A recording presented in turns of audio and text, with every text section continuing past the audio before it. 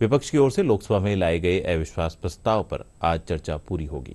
प्रधानमंत्री नरेंद्र मोदी दोपहर बाद चर्चा पर जवाब देंगे। मानसून सत्र 2023 को विपक्ष के अविश्वास प्रस्ताव के लिए याद किया जाएगा।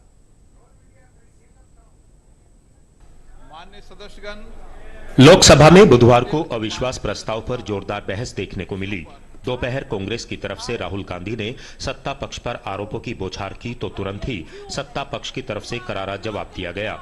राहुल गांधी ने मणिपुर को लेकर केंद्र सरकार पर सवाल उठाए तो केंद्रीय मंत्री स्मृति ईरानी ने साफ कहा कि मणिपुर में सरकार ने जरूरी कदम उठाए हैं।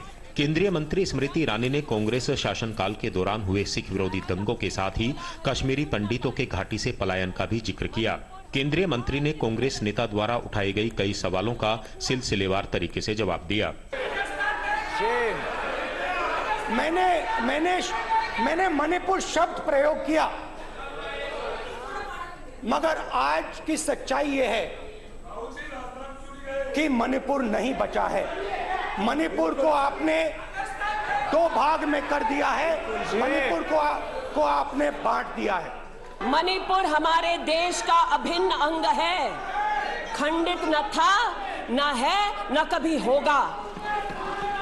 इनके यूपीए के अलायंस के एक नेता ने तमिलनाडु में एक वक्तव्य दिया है। पुनः कहती हूं कि भारत का मतलब मात्र उत्तर भारत।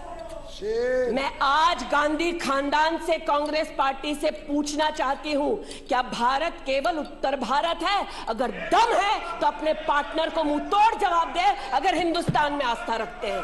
राहुल गांधी ने चर्चा में भाग लेने के दौरान भारत माता को लेकर दिए गए कथित तौर पर आपत्तिजनक बयान पर केंद्रीय मंत्री स्मृति ईरानी ने करारा प्रहार किया। हमारी जनता की आवाज है, दिल की आवाज है।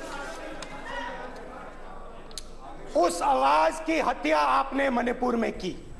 इसका मतलब भारत माता की हत्या आपने मणिपुर में की। पहली बार राष्ट्र के इतिहास में भारत मां की हत्या की बात की और कांग्रेस पार्टी यहां पर तालियां बजाती रही।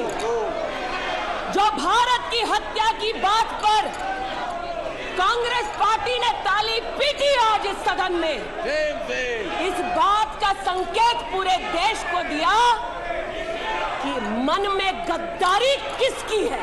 अविश्वास प्रस्ताव पर हुई चर्चा में सत्ता पक्ष और विपक्ष के तमाम सांसदों ने हिस्सा लिया। एनडीए के सहयोगी दलों की तरफ से भी चर्चा में हिस्सा लिया गया।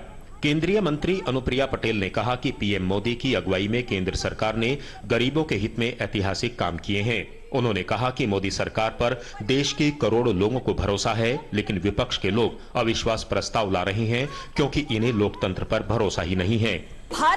करोड़ों भारतवासियों को सरकार पर विश्वास है। दुनिया के देशों में भारत उदाहरण बन रहा है, लेकिन हमारे विपक्ष के साथी इस लोकसभा के अंदर अविश्वास प्रस्ताव ला रहे हैं।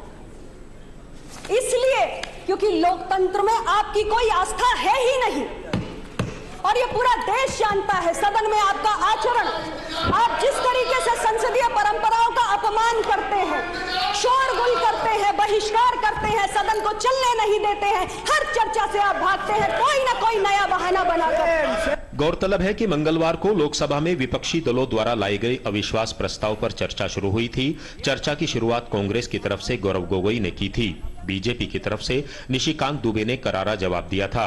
अविश्वास प्रस्ताव पर चर्चा का जवाब पीएम मोदी गुरुवार को दोपहर बाद देंगे।